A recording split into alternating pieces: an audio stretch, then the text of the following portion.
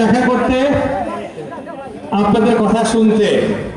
সভাটা এত বড় হয়ে গেছে, আসলে অনেক বড় সভা, সময় অনেক কম, আমি বুঝতে পারি। তো অনেকের অনেক চাওয়া পাওয়া আছে। তো আমি কথা শোনার আগে আমার দাঁড়াইতে বলা হয়েছে আমাকে দুই কথা বলার জন্য। আমি তো আসছিলাম আপনাদের কথা শুনতে, আমি কিছুই বলার জন্য আসি নাই।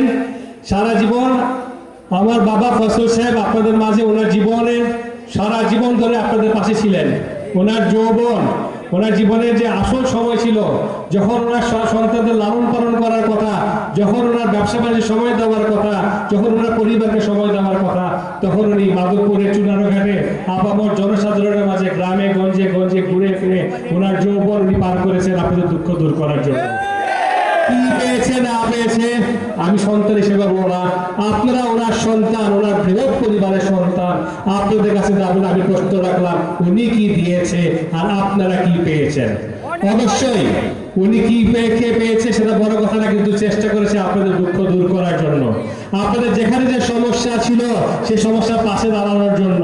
উনি কোনো ক্ষমতায় যান নাই, ওনার কোনো সরকারি কোনো পদ ওনার ছিল না, তারপরও ইতিহাস সাক্ষী দেয় চুনারঘাটে যে উন্নয়ন হয়েছে, সেই উন্নয়নের ধাপে ধাপে কোনায় কোনায় আমার বাবা ফজল সাহেবের নাম রয়েছে। আজকে যে ব্রিজ কালভার্টের কথা বলেন, আজকে যে হাসপাতাল পৌরসভার কথা বলেন, আমি প্রশ্ন রাখতে চাই চুনারঘাটবাসী মানুষেরা, আমার ভাইয়েরা, আমার মুরব্বীরা, আজকে যদি এই রাস্তার মাধ্যমে, এই পুলের মাধ্যমে কেউ কোনো সুবিধা পেয়ে থাকে, সেটা ওনার পরিবার হিসেবে আমরা পাই নাই। পেয়ে থাকলে আপনারা যারা আপামর সহজ সরল জনসাধারণ আছেন, আপনারা পেয়েছেন। এই হলো আমার বাবা ফজল সাহেব, এই হলো আমার বাবা ফজল সাহেবের ভালোবাসা এই চুনারঘাটের মানুষের প্রতি। সন্তান হিসেবে যে ভালোবাসা আমার বাবার কাছ থেকে পাওয়ার কথা ছিল, সেই ভালোবাসা গিয়েছে চুনারঘাট আপামর জনসাধারণের মাঝে, আপনাদের মাঝে আমার বাবা ভালোবাসা দিয়েছে। তাই আমি আজকে আপনাদের সামনে ফজল সাহেবের সন্তান হিসেবে, আপনাদের হকদার হিসেবে, দাবিদার হিসেবে দাঁড়িয়েছি। আমার বাবা সারা জীবন আপনাদের পাশে থেকেছে। আজকে আপনাদের দাবির পরিপ্রেক্ষিতে নিয়ে আবারও আপনাদের দুঃখ দুর্দশা দূর করার জন্য আবারও উনি আসন নির্বাচনে অবতীর্ণ হয়েছে আপনাদের ভালোবাসার সিক্ত হয়ে। ইনশাল্লাহ বিশ্বাস করি অতীতে যেভাবে আপনারা আমার বাবার পাশে ছিলেন, আগামীতেও আপনারা আমার বাবার পাশে থাকবেন। আমি শুধু এতটুকুই বলবো, এটা রাজনীতি, অনেক রাজনীতি হয়েছে। আজকে সন্তান হিসেবে যদি প্রশ্ন রাখি আপনাদের, যে রাজনীতির খেলা আপনারা শুরু করেছিলেন অতীতে, নিজের মধ্যে দলাদলির মাধ্যমে, নিজের এলাকার মধ্যে বিভাজনের মাধ্যমে, কেউ যদি ক্ষতিগ্রস্ত হয়ে থাকে, তাহলে এই চুনারঘাটের আপামর জনসাধারণ ক্ষতিগ্রস্ত হয়েছে। একটিবার চিন্তা করুন, আমার বাবা ফজল সাহেব ক্ষমতায় না গিয়ে যদি রাস্তা, পুল, কালভার্ট করতে পারে, আমি অহংকার করে বলতে চাই না, আল্লাহ শুকরিয়া আদায় করে বলতে চাই, খোয়াই নদীর উপর যদি 3টা ব্রিজ থেকে তিনটা ব্রিজের দাবিদার আমাদের পরিবার, এটা কেউ স্বীকার করতে পারে না। আপনারা বেমান না যে সত্যের জরিয়া খেতের মধ্যে ইনশাআল্লাহ আমরা আমাদের পরিবার পাবো।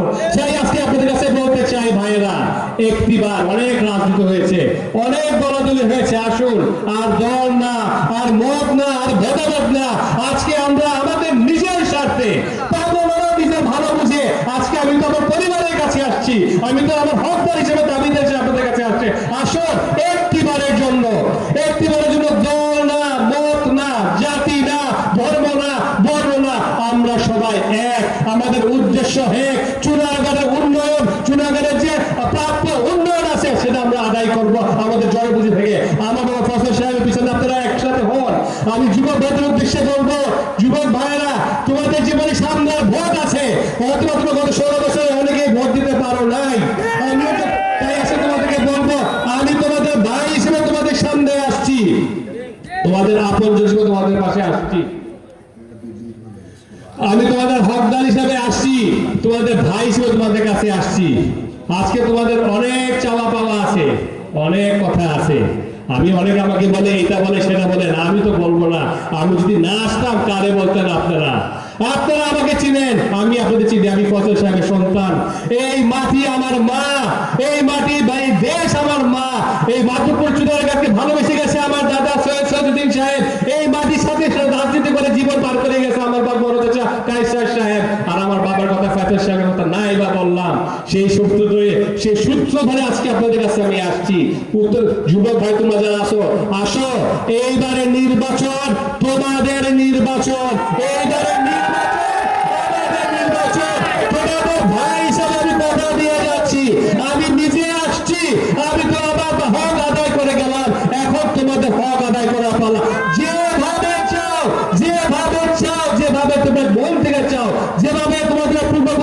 মাদ্রাসা ফজল সাহেবকে আপন করে নিয়েছিল।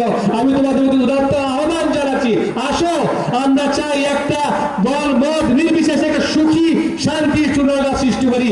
আমার মা বোনদের করে যে অবুঝ সন্তানগুলো আছে তাদেরকে একটা সুন্দর সমাজ আমরা দেই। আমি আর বক্তৃতা দীর্ঘায়িত দিব না, শুধু এতটুকুই বলবো, ভবিষ্যৎ প্রজন্ম তোমাদের দিকে তাকিয়ে আছে।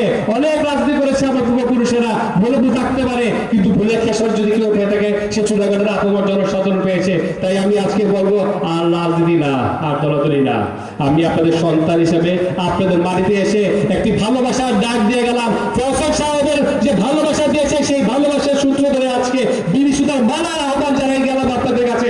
আসুন আগামী দিনে ফজল সাহেবের সাথে আপনারা এক হন।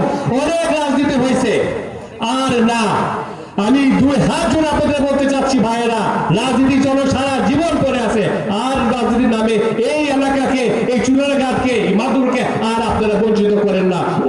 অতীতি আজকে থেকে আসুন আমরা শপথ নেই নতুন ভবিষ্যতের জন্য, শান্তির ভবিষ্যতের জন্য।